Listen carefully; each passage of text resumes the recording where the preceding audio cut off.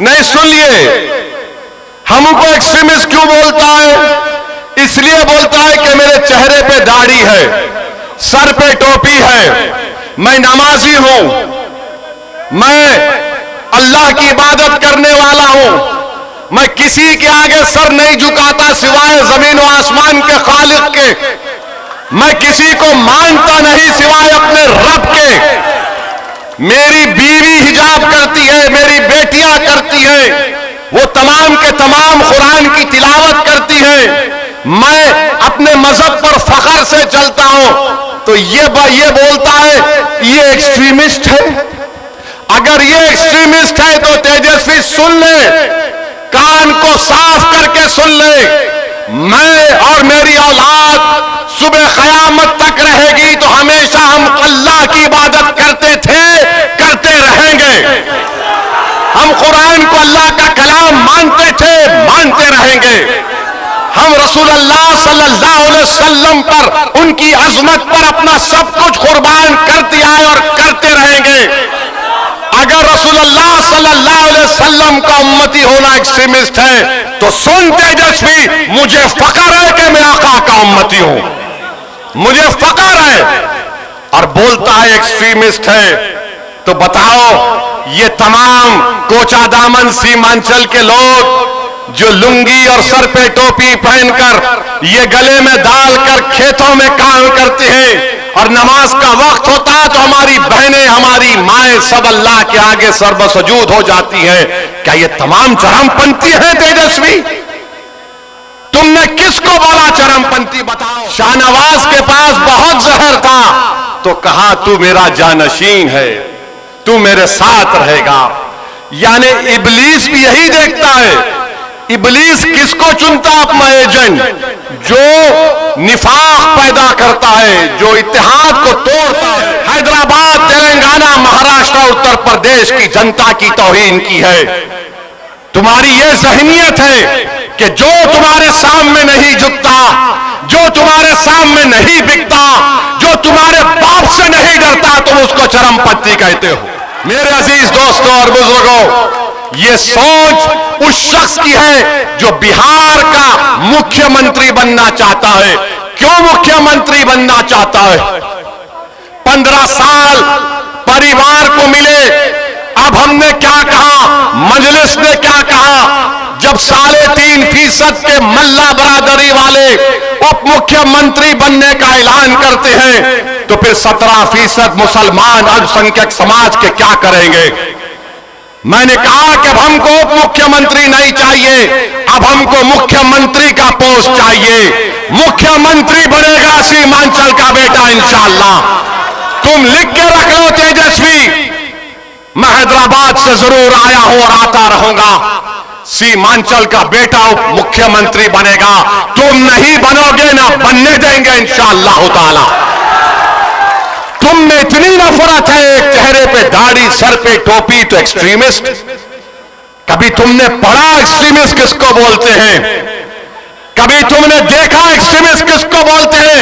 अरे सुन तेजस्वी, जब भारत को जरूरत पड़ी पाकिस्तान के आतंकवाद के उस बुज़दिलाना हमले पहलगाम के बाद, तो जब मैंने भारत के पक्ष में बोलना शुरू किया तो पाकिस्तान के जालिम लोग बोल रहे थे कि भारत में एक ओवैसी है जो चरमपंथी है। तो मालूम हुआ पाकिस्तान के लोगों की जबान अब तेजस्वी बोल रहा, पाकिस्तान के आतंकवादी दे रहे। बोलो बाबू बोलो, याद रखो तेजस्वी, असदुद्दीन ओवैसी को तुमने पहचाना नहीं, तुम जानते नहीं असदुद्दीन ओवैसी को। मैं बागों में चलकर, चमन में चलकर यहां तक नहीं पहुंचा सीमांचल को। मैं 4 मरतबा जेल को गया हूं। एक वक्त 45 दिन अकेले जेल में था, जेल की कोठरी में था। बिस्मिल्लाहिर्रहमानिर्रहीम। अस्सलाम वालेकुम व रहमतुल्लाहि व बरकातहू। मुअज़्ज़िज़ हाज़रीन इकराम, बुजुर्गाने कौम और मिल्लत, मेरी इज़्ज़तदार माँ और बहनों, गयूर नौजवान साथियों, बिशनपुर की जनता, आपका बेहद शुक्रिया कि आज आपने यहाँ पर मजलिस इत्तेहादुल मुस्लिमीन के इंतखाबी जलसे में शिरकत की। मैं शुक्रिया अदा करता हूँ निसंदरा, महेश भटना, लोचा, दोहार और जुलजुली पंचायत से जो लोग आए हैं, आपका बेहद शुक्रिया। शय नशीन पर और मंच पर तशरीफ़ फरमा मजलिस इत्तेहादुल मुस्लिमीन के महाराष्ट्र के सदर वो साबिक़ा रुकन पार्लिमान मोहतरम जनाब इम्तियाज़ जलील साहब, साबिक़ा रुकन असम्बली जनाब वारिस पठान साहब, हैदराबाद से तशरीफ़ लाए मेरे तमाम मजलिसी रुफ़क़ा अराकीन बल्दिया वो मोअज़्ज़िज़ अराकीन और मोअज़्ज़िज़ीन, मेरे अजीज़ दोस्तों और बुज़ुर्गों, मैं ज़्यादा देर आपके दरमियान में नहीं खड़ा रहूँगा। इंशाअल्लाह ताला 5 बजे से पहले अपनी बात को ख़त्म करके मैं यहाँ से रुखसत हो जाऊँगा। मैं आपको एक बात बताने के लिए और गुजारिश करने के लिए आया हूँ कि कल रात में मैंने जनाब इज़हार असफ़ी साहब से जाकर उन पे घर के मुलाकात की और एक दिन पहले हमारे गुड्डू भाई साहब, बादशाह बाबू जिसको कहते हैं, उनसे मेरी मुलाकात हुई तो मैंने बड़ी बेतकल्लुफ़ी के साथ उनसे कहा, बादशाह बाबू मुलाकात तो हो गई, घर में खाना कब खिलाओगे? तो उन्होंने कहा कि आप कब आना चाहते? मैंने कहा कल आऊँगा मैं। और कल रात में जाकर इज़हार असफ़ी साहब से मेरी मुलाकात हुई। मैं उनको अपने गले से लगाया, उन्होंने मुझे अपने सीने से लगाया। हम 2 भाई आपस में मिल लिए।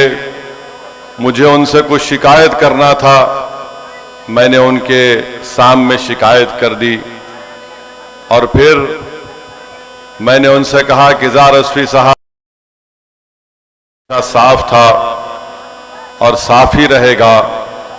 मुझे शिकायत जो करना था मैंने आपसे कर ली, मगर मैंने उनको जो कहा आपसे भी कह रहा हूं, मेरे भाई, जो जालिम होता है वो जुल्म करता है और जुल्म करने के तरीके, कोई मारता है, कोई पीटता है और जालिम कभी ये भी करता है कि जब उसको दिखता है कि अवाम में उसके खिलाफ एक तूफान उमड़ रहा है और जब जालिम को नजर आ गया कि सीमांचल की जनता अब अपने तौर पर नेता बनने जा रही है, सीमांचल की जनता मजलिस के परचम को उठा ली है और सीमांचल की जनता ने अपने वोट से अपने नुमाइंदे को कामयाब कर लिया, तो पटना में बैठने वाले जालिम, जिसमें राजद के भी लोग हैं, बीजेपी के भी हैं,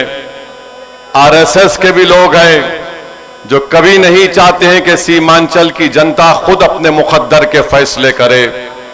वो यही चाहते हैं कि सीमांचल की जनता गरीबी और कस्मपुरसी के आलम में अपनी जिंदगी गुजारे। वो कभी नहीं चाहते कि सीमांचल के बच्चों के लिए स्कूल का इंतजाम हो जाए, कॉलेजेस का इंतजाम हो जाए। वो कभी नहीं चाहते कि नदी के कटाव का काम हो जाए। वो कभी नहीं चाहेंगे कि सीमांचल से इंसाफ मिलना शुरू हो जाए। इसीलिए उन जालिम ताकतों ने, जहनों ने मजलिस इत्तेहादुल मुस्लिमीन के 4 MLAs को मजलिस से तोड़ा और सबसे बड़ा इसमें मुजरिम तेजस्वी यादव और आरएसएस के बाद अगर कोई है तो जो कि हार्ट का वो शाहनवाज है।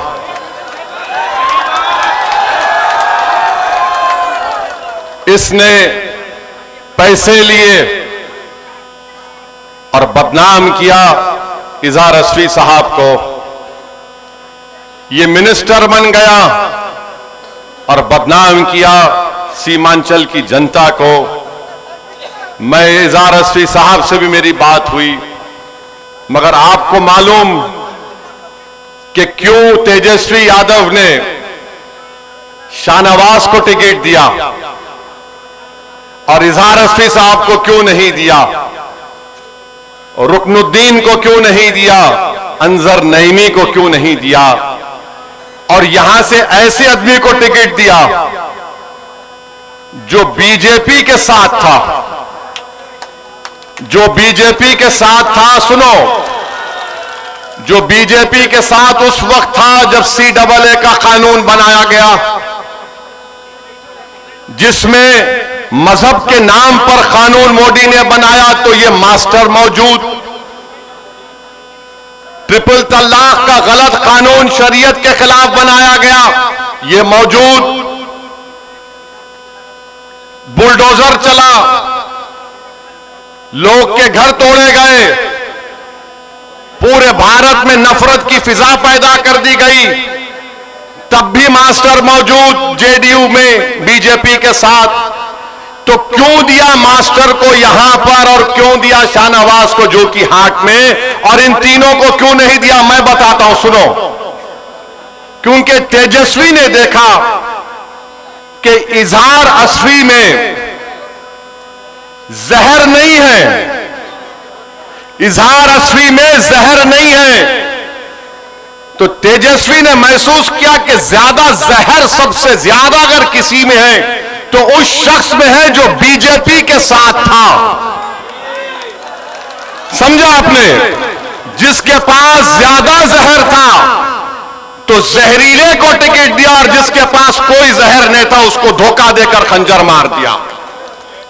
शाहनवाज के पास बहुत जहर था तो कहा तू मेरा जानशीन है, तू मेरे साथ रहेगा। यानी इब्लीस भी यही देखता है, इब्लीस किसको चुनता अपना एजेंट, जो निफाक पैदा करता है, जो इत्तेहाद को तोड़ता है। तो इसीलिए यहां से मास्टर को दिया, वहां से शाहनवाज को दिया, और इजहार असफी को जाना कि नहीं, ये इसके दिल में आज भी मजलिस से मोहब्बत है, ये सीमांचल का तड़प लेकर जीता है, ये कोचा दामन में दलालों को हुकूमत करने नहीं दिया, ये मजलिस को छोड़ा, मगर इजहार असफी ने कोचा दामन में दलालों की हुकूमत को बंद कर दिया, दलालों को भगा दिया।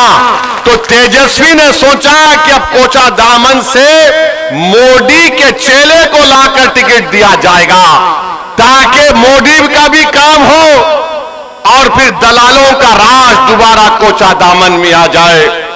बचाओ बताओ कोचा दामन की जनता, बताओ बिलासपुर की जनता, तुम दलालों को साथ दोगे या तुम एक साफ सुथरे नौजवान का साथ दोगे? आपको फैसला करना है। आप दलालों का साथ तो नहीं देंगे ना? अगर नहीं देंगे तो फिर याद रखो, पूरी ताकत के साथ आपको 11 तारीख के दिन अपना वोट डालना पड़ेगा। आप जहर को खत्म करोगे या जहर का इजाफा करोगे? आप जो जिंदगी मोदी के साथ गुजार दिया बीजेपी में, उसका साथ दोगे?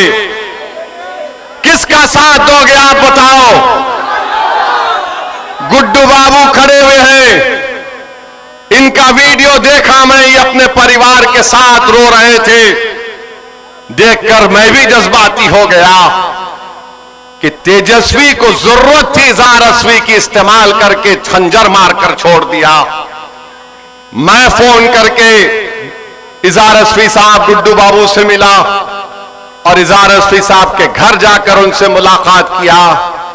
तेजस्वी तुम एक बात सुन लो, तुमने इजहार असफी को छोड़ा, ना कोचा दामन ने इजहार असफी को छोड़ा, ना ओवैसी ने इजहार असफी को छोड़ा। हमेशा हम इजहार असफी का साथ देंगे। कल जब घर से निकल रहा था तो मैंने कहा हाजी साहब अब तुमको कहीं जाने नहीं दूंगा मैं, अब तुमको मेरे साथ रखूंगा हाजी साहब, और अगर मैं दुनिया से जाऊंगा हाजी साहब तो तुम्हारे कंधे पर तुम मेरा जनाजा लेकर जाना।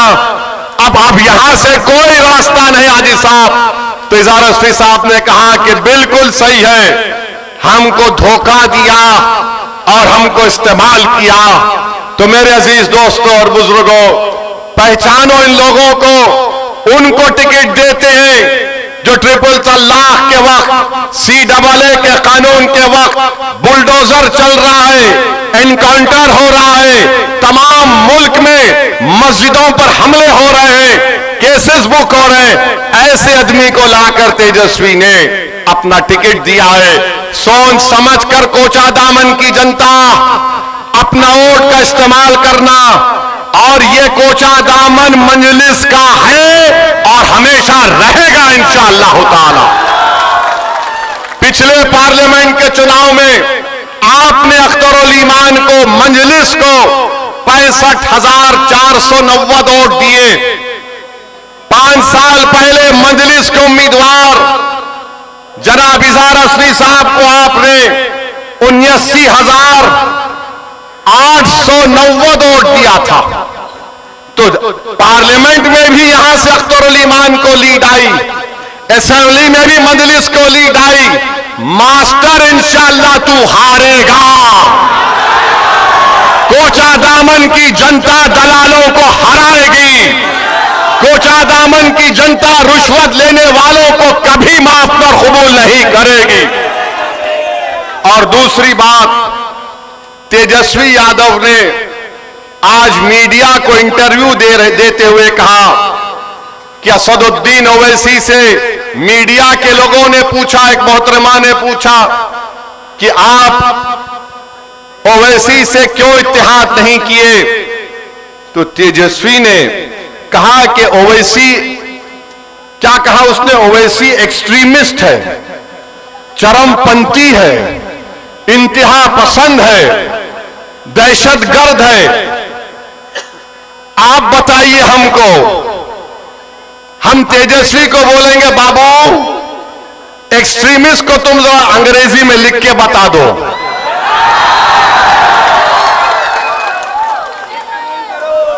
हमको एक्सट्रीमिस्ट बोलता है, नहीं सुनिए, हमको एक्सट्रीमिस्ट क्यों बोलता है? इसलिए बोलता है कि मेरे चेहरे पे दाढ़ी है, सर पे टोपी है, मैं नमाजी हूं, मैं अल्लाह की इबादत करने वाला हूं, मैं किसी के आगे सर नहीं झुकाता सिवाय जमीन और आसमान के खालिक के, मैं किसी को मानता नहीं सिवाय अपने रब के। मेरी बीवी हिजाब करती है, मेरी बेटियां करती हैं, वो तमाम के तमाम कुरान की तिलावत करती हैं, मैं अपने मजहब पर फख्र से चलता हूं। तो ये बोलता है ये एक्सट्रीमिस्ट है। अगर ये एक्सट्रीमिस्ट है तो तेजस्वी सुन ले, कान को साफ करके सुन ले, मैं और मेरी औलाद सुबह क़यामत तक रहेगी तो हमेशा हम अल्लाह की इबादत करते थे, करते रहेंगे। हम कुरान को अल्लाह का कलाम मानते थे, मानते रहेंगे। हम रसूलुल्लाह सल्लल्लाहु अलैहि वसल्लम पर, उनकी अजमत पर अपना सब कुछ कुर्बान करते आए और करते रहेंगे। अगर रसूलुल्लाह सल्लल्लाहु अलैहि वसल्लम का उम्मती होना एक्सट्रीमिस्ट है तो सुन तेजस्वी, मुझे फख्र है कि मैं आका का उम्मती हूं, मुझे फख्र है। और बोलता है एक्सट्रीमिस्ट है, तो बताओ ये तमाम कोचा दामन सीमांचल के लोग जो लुंगी और सर पे टोपी पहनकर ये गले में डालकर खेतों में काम करते हैं और नमाज का वक्त होता है तो हमारी बहनें, हमारी माएं सब अल्लाह के आगे सर्वसजूद हो जाती हैं, क्या ये तमाम चरमपंथी हैं तेजस्वी? तुमने किसको बोला चरमपंथी? बताओ मेरे अजीज दोस्तों और बुजुर्गों, तेजस्वी की नजर में चरमपंथी वो नहीं है। शेरघाटी विधानसभा से इसने टिकट दिया, एक दुर्गा वाहिनी आरएसएस की तंजीम के एक मोहतरमा को टिकट दिया, वो एक्सट्रीमिज्म नहीं है। राबड़ी देवी से इन्होंने अवार्ड दिलवाया एक शख्स को जिसका नाम कामेश्वर यादव है। कामेश्वर यादव वो है नौजवानों, आज से 35 साल पहले भागलपुर में फसाद हुआ था, जहां पर तुम्हारे बुजुर्गों को काट कर खेतों में डाल दिया गया था और उनकी लाशों को दफनाया भी नहीं गया था, तो उनकी लाशों के ऊपर फूल गोभी उग गई थी। जो आरोपी है कामेश्वर यादव को तुमने अवार्ड दिया। बताओ मैं एक्सट्रीमिस्ट हूं, मैं चरमपंथी हूं, मैं दहशत फिर मेरे अजीज दोस्तों और बुजुर्गों, आपको याद होगा 2023 में रेलवे पुलिस ने ट्रेन में एक कांस्टेबल ने 3 लोगों को नाम पूछकर गोली मार दी। एक मधुबनी के असगर अब्बास अली साहब थे। तेजस्वी, तुम्हारा एक बयान बताओ, असगर अली अब्बास की मौत जो एक रेलवे के पुलिस कांस्टेबल ने नाम पूछकर मारी थी, मरने वाले में असगर अली अब्बास अली मधुबनी का था, मरने वाले में हैदराबाद का था।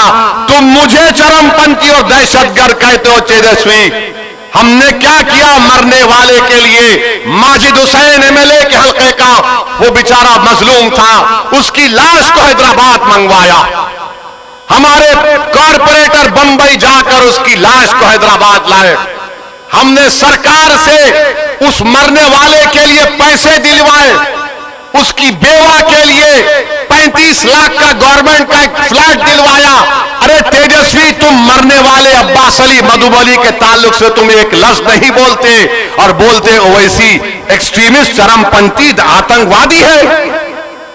याद रखो, तुम्हारे इस तरह के बयानबाजियों से कई लोग, मुसलमान बच्चे जेलों में आज सड़ रहे हैं। सुनो, कोचा दामन और सीमांचल और बिहार की जनता जो 14% रहकर वजीर आला बनना चाहता है, यह उसकी सोच है कि जिसके सर पे टोपी और दाढ़ी है उसको चरमपंथी कहता है, आतंकवादी कहता है। बताओ, इस तेजस्वी में और मोदी में अब क्या फर्क बाकी रहा? बताओ, क्या फर्क बाकी रहा? यह सबको बोलेगा जिसके चेहरे पे दाढ़ी देखेगा, जिसके चेहरे पे टोपी देखेगा, कुर्ता पैजामा देखेगा, बोलेगा ये चरमपंथी है। मेरे दोस्त, पहचानो इन लोगों को। इलेक्शन आता जाता रहेगा, मगर याद रखो, अगर तुम सांप को दूध पिलाओगे, ये सांप इजहार असली को डस चुका है, कहीं ये कोचा दामन और सीमांचल की जनता को ना डसे। फैसला तुमको करना है, फैसला आपको करना है। और फिर ये तेजस्वी 8 सितंबर 2022 सीवान में एक 70 साल का बूढ़ा अपने पोते के साथ मस्जिद में नमाज पढ़ रहा है। हट जाओ, मस्जिद में नमाज पढ़ रहा है। गड़बड़ हो गई, पुलिस ने 70 साल के बूढ़े को गिरफ्तार करके जेल भिजा दिया। आपको बता रहा हूं, तेजस्वी उप मुख्यमंत्री है। 2 दिन तक ये बच्चा पुलिस स्टेशन में रहा। उस बच्चे की मां पुलिस स्टेशन के बाहर खड़े रहकर रो रो कर पुकार रही थी, मेरा बच्चा 13 साल का नहीं है, ये बर्थ सर्टिफिकेट है 8 साल का है। कौन गिरफ्तार अली मान गया दौड़कर? इस जालिम तेजस्वी ने क्या किया? उस 8 साल के बच्चे को जेल भिजा दी। कानून ये बोलता है जो 15-16 साल के होते हैं उनको अलग जेल होती है। आप सोचो थोड़ी देर के लिए, अगर आपका बेटा होता 8 साल का होता तो 2 दिन अपनी मां बाप के बगैर पुलिस स्टेशन में था, 4 दिन जेल में था बड़े बड़े कातिलों के साथ। मैं जब सोचता हूं मेरे रोंगटे खड़े हो जाते। तुम उप मुख्यमंत्री थे, 7 दिन के बाद वो बच्चे को बेल हुई और लोग बोलते हैं ओवैसी क्या करेगा? अरे ओवैसी कुछ नहीं करा, मगर कम से कम एक कुत्ते की तरह पुकार रहा था, मेरा बेटा है, छोड़ो छोड़ो छोड़ो। तुम तो कुर्सी पर बैठे थे, तुमसे उठा भी नहीं हो सका। क्या फायदा इन लोगों को इख्तिदार की कुर्सियों पर बिठाने का, जब एक 8 साल का बच्चा 7 दिन के लिए अपनी मां से महरूम हो गया और तेजस्वी एक लफ्ज नहीं बोल सके। आज तेजस्वी कहता है ओवैसी एक्सट्रीमिस्ट है, चरमपंथी है। तेजस्वी सुनो, तुम कभी बाबा साहेब अंबेडकर का संविधान पढ़ ही नहीं सकते, मुझे मालूम। कुछ भी होगा, उस बाबा साहब के अंबेडकर के संविधान पर, अल्लाह के नाम पर मैंने 2 मर्तबा बहैसियत विधायक उस वक्त के आंध्र प्रदेश में 2 मर्तबा हल्फ लिया, मुझे 4 मीनार से मुंतखब किया। 5 मर्तबा मुझको हैदराबाद की आवाम ने विधायक मुंतखब किया। मैं बाबा साहब के संविधान पर हाथ रखकर अल्लाह के नाम पर हल्फ किया। याद रखो तेजस्वी, तुम मुझे चरमपंथी आतंकवादी कहकर तुमने कोचा दामन और सीमांचल की जनता की तौहीन की है। तुमने हैदराबाद, तेलंगाना, महाराष्ट्र, उत्तर प्रदेश की जनता की तौहीन की है। तुम्हारी यह ज़हनियत है कि जो तुम्हारे सामने नहीं झुकता, जो तुम्हारे सामने नहीं बिकता, जो तुम्हारे बाप से नहीं डरता, तुम उसको चरमपंथी कहते हो। मेरे अजीज दोस्तों और बुजुर्गों, ये सोच उस शख्स की है जो बिहार का मुख्यमंत्री बनना चाहता है। क्यों मुख्यमंत्री बनना चाहता है? 15 साल परिवार को मिले। अब हमने क्या कहा, मजलिस ने क्या कहा? जब 3.5% के मल्ला बरादरी वाले उप मुख्यमंत्री बनने का ऐलान करते हैं, तो फिर 17% मुसलमान अल्पसंख्यक समाज के क्या करेंगे? मैंने कहा कि अब हमको उप मुख्यमंत्री नहीं चाहिए, अब हमको मुख्यमंत्री का पोस्ट चाहिए। मुख्यमंत्री बनेगा सीमांचल का बेटा इंशाअल्लाह। तुम लिख के रख लो तेजस्वी, मैं हैदराबाद से जरूर आया हूं और आता रहूंगा। सीमांचल का बेटा उप मुख्यमंत्री बनेगा। तुम नहीं बनोगे, ना बनने देंगे इंशाअल्लाह ताला। तुम में इतनी नफरत है, एक चेहरे पे दाढ़ी, सर पे टोपी तो एक्सट्रीमिस्ट। कभी तुमने पढ़ा एक्सट्रीमिस्ट किसको बोलते हैं? कभी तुमने देखा एक्सट्रीमिस्ट किसको बोलते हैं? अरे सुन तेजस्वी, जब भारत को जरूरत पड़ी पाकिस्तान के आतंकवाद के उस बुज़दिलाना हमले पहलगाम के बाद, तो जब मैंने भारत के पक्ष में बोलना शुरू किया, तो पाकिस्तान के जालिम लोग बोल रहे थे कि भारत में एक ओवैसी है जो चरमपंथी है। तो मालूम हुआ पाकिस्तान के लोगों की जबान अब तेजस्वी बोल रहा है। समझा आपने? पाकिस्तान में जो दहशतगर्द बैठे हैं, जिन्होंने हमारे 26 भारत के नागरिक को मारा क्योंकि वो हिंदू थे, जब ओवैसी खड़ा हुआ भारत के नासालिमियत के नाम पर, तो पाकिस्तान के तमाम लोग बोल रहे ये शेरवानी, सर पे टोपी, चेहरे पे दाढ़ी, ये एक्सट्रीमिस्ट है, ये चरमपंथी है, आतंकवादी है। तो लगता है तेजस्वी तुम पाकिस्तान से ये लफ्ज उठाए हो। इतनी मोहब्बत तुमको पाकिस्तान से हो गई तेजस्वी। मुझे पाकिस्तान से कभी ना मोहब्बत थी ना रहेगी। मेरी रगों में उन लोगों का खून है जिन्होंने पाकिस्तान को जाने वालों का बायकॉट किया। मेरी रगों में उन लोगों का खून है जिन्होंने अंग्रेजों को मार के भगाया था।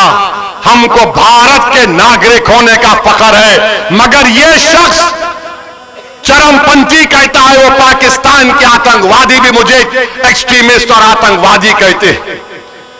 तो लगता है तेजस्वी को तालीम पाकिस्तान के आतंकवादी दे रहे हैं, पाकिस्तान के आतंकवादी दे रहे हैं। बोलो बाबू बोलो। याद रखो तेजस्वी, असदुद्दीन ओवैसी को तुमने पहचाना नहीं, तुम जानते नहीं असदुद्दीन ओवैसी को। मैं बागों में चलकर, चमन में चलकर यहां तक नहीं पहुंचा सीमांचल को। मैं 4 मरतबा जेल को गया हूं। एक वक्त 45 दिन अकेले जेल में था, जेल की कोठरी में था। चंद्राबाबू नायडू समझ रहा था कि ओवैसी को अकेले जेल की कोठरी में रखने से ये टूट जाएगा। मैं टूटा नहीं, मेरे अल्लाह का करम था।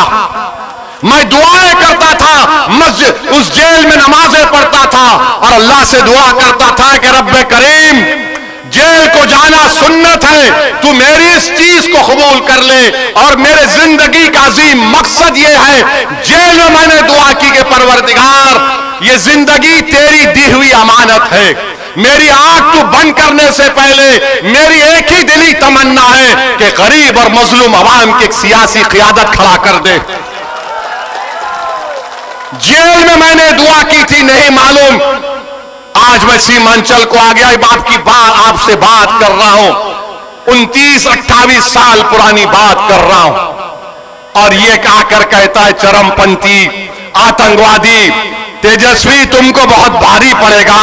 11 तारीख के दिन जब कोई कोचादामन की जनता जाएगी तो वोट डालेगी दलालों के लिए नहीं, बल्कि शराफत के नाम पर वोट डालेगी इंशाअल्लाह ताला। तुमने मुझे एक्सट्रीमिस्ट कहा ना, अब तुम देखते जाओ। अरे ये जबान बहुत दराज है।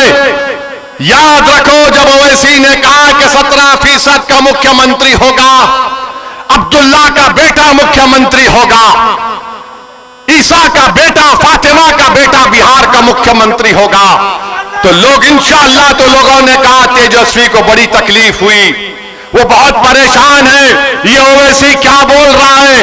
अरे बाबू, ख्वाब देखना गुनाह नहीं है, दुआ करना गुनाह नहीं है, मगर ख्वाब और अपने अज़ाइम को, अपने ख्वाहिशों को पूरा करना, अगर उसमें इखलास है तो अल्लाह कामयाबी देने वाला है। यादव 14% है और तेजस्वी 36% यादव को टिकट देता है।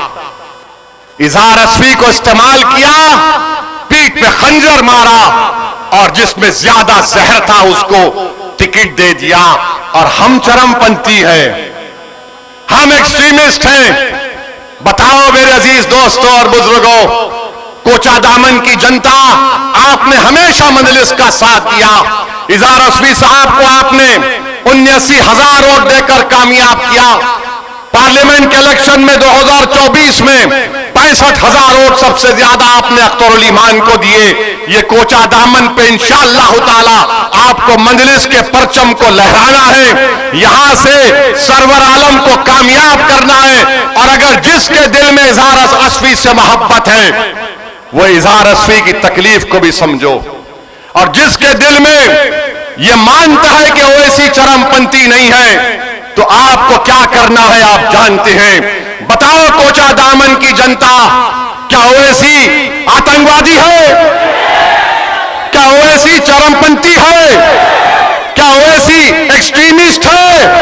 जरा जोर से बोलिए, बहरों को सुनाई नहीं देता पटना के। मेरे अजीज दोस्तों और बुजुर्गों, ये हाल आज बिहार का हो रहा है। अरे एक्सट्रीमिज्म अगर कर रहे हैं तो आरएसएस कर रही है, एक्सट्रीमिज्म कर रही है तो बीजेपी कर रही है। जो बीजेपी का एक मंत्री ने बिहार के मुसलमानों को नमक हराम कहा, मगर तेजस्वी उसको नहीं बोलता। किसको बोलता है? एक मर्द मुजाहिद को बोलता है। किसको बोलता है? जिससे उसको डर है, उसकी कुर्सी को डर है। तो इल्जाम लगा के समझ रहा है कि ओवैसी के लोग या ओवैसी पीछे हट जाएगा। तेजस्वी, जब तक जिंदा हूं पीछे हटना मेरी फितरत में नहीं है। मर जाऊंगा मगर पीछे नहीं उठूंगा सीमांचल के लिए। कट जाऊंगा मगर झुकने नहीं दूंगा सीमांचल की जनता को इंशाअल्लाह ताला। ये समझ रहा है। अरे तुमने सियासत कहां सीखी? हम जब पैदा हुए तो हमारे अब्बा ने, मरहूम बाप ने, अल्लाह उनकी मग़फ़िरत करे, एक बड़े अहले दिल को बुलाकर कहा कि हमारे कान में अज़ान दो। उसके बाद हमारे अब्बा ने कहा सियासत सियासत सियासत सियासत। हम सियासत को जानते हैं और तुम्हारे जैसे लोगों को तो उंगलियों में खेल लूंगा इंशाअल्लाह ताला। तुम देखते जाओ, तुम मुझे गाली देकर मुझे तकलीफ नहीं पहुंचाए। तुम सीमांचल के हर उस शख्स को जो सीमांचल की नाइंसाफी को खत्म करना चाह रहा, तुम हर उस मां बहन को तुमने उनका दिल दुखाया जो आज सीमांचल की लड़ाई को अपनी लड़ाई समझते हैं। तुम हैदराबाद की जनता को गाली दी, तुमने उत्तर प्रदेश और महाराष्ट्र की आवाम को तुमने दिल दुखाया है। इंशाअल्लाह ताला जब किसी का दिल दुखता है और वो अल्लाह की बारगाह में हाथ उठाता है, जिस तरह गुड्डू भाई ने दुआ की थी अपने वालिद के लिए, इनका दिल दुखा था। जिसका दिल दुखता है, जिसका दिल टूटता है, अल्लाह उसके दिल की लाज रख लेता। तो मेरे अजीज दोस्तों और बुजुर्गों, आपसे अपील यही है कि 11 तारीख के दिन आप पतन छाप को वोट दीजिए और तेजस्वी को बताइए। अरे हम सीमांचल के गांव में जाते हैं गाड़ी में, ये बेचारे उड़न कटोले से उतरते बैठ के चले जाते। आज 2-3 दिन पहले जब गाड़ी से सफर करने का मौका मिला, सीमांचल के बहुत ही दूर दराज के गांव में गए। 8 साल के 7 साल के बच्चे, हम नमाज पढ़ने के लिए गए असर की, तो बाहर निकले तो हमारी बहनें माएं ठहरी हुई थी इज्जतदार, बुजुर्ग खड़े हुए थे, नौजवान तो बेचारे पलायन कर चुके। तो बच्चे 8 साल के बोले, पतंग छाप, पतंग छाप, पतंग छाप, पतंग छाप। तेजस्वी देख लिया तूने, 8 साल का बच्चा देखकर बोल रहा है पतंग छाप, पतंग छाप। मगर तुम तो आसमान पे उड़ रहे हो, तुम जमीन पे कहां आओगे? आओगे तुम जमीन पे इंशाअल्लाह ताला। सीमांचल की जनता तुम्हें जमीन पर सुलाएगी इंशाअल्लाह ताला। अब सीमांचल से नाइंसाफी नहीं होगी। मैं आपसे वादा कर रहा हूं, कोचा दामन में, निसांद्रा एरिया में, बहादुरगंज और टेरागाज के लिए एक ब्रिज की जरूरत है ताकि बिशनपुर की मार्केट को फायदा हो सके। मैं उम्मीद करता हूं कि हमारे सरवर आलम साहब वो काम करवाएंगे। और साथ ही साथ यहां पर जो अभी आपने सुना कि कई रोड की जरूरत है, अभी काम होना बाकी है। इंशाअल्लाह ताला वो तमाम काम को हम करवाएंगे। आपका बहुत बहुत शुक्रिया। पतंग छाप जिंदाबाद, पतंग छाप जिंदाबाद, इज़हार असवी जिंदाबाद, इज़हार असवी जिंदाबाद, सरवर आलम जिंदाबाद, हमारा इत्तेहाद जिंदाबाद, सुरजापुरी जिंदाबाद, शेरशाहवादी जिंदाबाद, कुलैया जिंदाबाद, सीमांचल की जनता जिंदाबाद, पतंग छाप जिंदाबाद। नारे तकबीर, नारे तकबीर। 11 तारीख के दिन कोचा दामन के आसमानों पर सिर्फ पतंग नजर आना चाहिए, पतंग नजर आना चाहिए। और चरमपत्ती का बदला आप देंगे, मैं नहीं दूंगा। तेजस्वी को आप जवाब देंगे कि सर पे टोपी, चेहरे पे दाढ़ी, जिस्म पर हिजाब या बुर्खा चरमपंथी नहीं होता, इसमें शराफत और इंसानियत होती है। अस्सलाम वालेकुम व रहमतुल्लाहि व बरकातहू।